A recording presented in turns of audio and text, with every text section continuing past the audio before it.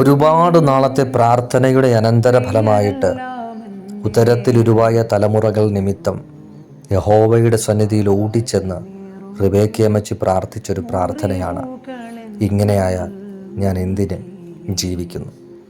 ഒരുപാട് നാളത്തെ പ്രാർത്ഥനയുടെ അനന്തരഫലമായിട്ട് നിന്റെ ഉദരത്തിൽ നിന്ന് പുറത്തു വന്ന തലമുറകൾ ഇപ്പോൾ നേരിടുന്ന ജീവിത സാഹചര്യം കണ്ടിട്ട്, അവൻ ഇപ്പോൾ കടന്നു പോകുന്ന വിഷയങ്ങൾ കണ്ടിട്ട്, പല ദിനരാത്രങ്ങളിൽ നാമും യഹോവയുടെ സന്നിധിയിൽ പ്രാർത്ഥിച്ചൊരു പ്രാർത്ഥന വാചകമല്ലേ ഇത്?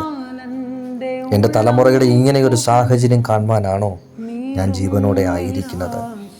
എൻ്റെ തലമുറ ഇങ്ങനെയൊരു വിഷയത്തിൽ കടന്നു പോകുന്നത് കാണുവാനാണോ എൻ്റെ ജീവിതം ശേഷിച്ചിരിക്കുന്നത്? ഈ നിലവാരത്തിൽ യഹോവയുടെ സന്നിധിയിൽ ദിനരാത്രങ്ങൾ കണ്ണുനീര് തോരാതെ പ്രാർത്ഥിച്ചു കൊണ്ടിരിക്കുന്ന മാതാവേ, പിതാവേ, നിന്റെ തലമുറകളെ യാക്കോബിനെ എൻ്റെ ദൈവം മാനിച്ചതുപോലെ മാനിക്കുവാൻ വേണ്ടി പോകുന്നു. ഇന്ന് ഈ സമയം ഈ ദൂത് കേട്ടുകൊണ്ടിരിക്കുമ്പോൾ പിന്മാറ്റത്തിലുള്ള ചില തലമുറകൾ മടങ്ങി വരുവാൻ വേണ്ടി പോകുന്നു. പുറത്തു വരുവാൻ കഴിയാത്ത വിഷയങ്ങളിൽ അകപ്പെട്ടിരിക്കുന്ന ചില തലമുറകൾ യഹോവയുടെ കരത്താൽ പുറത്തു വരുവാൻ വേണ്ടി പോകുന്നു.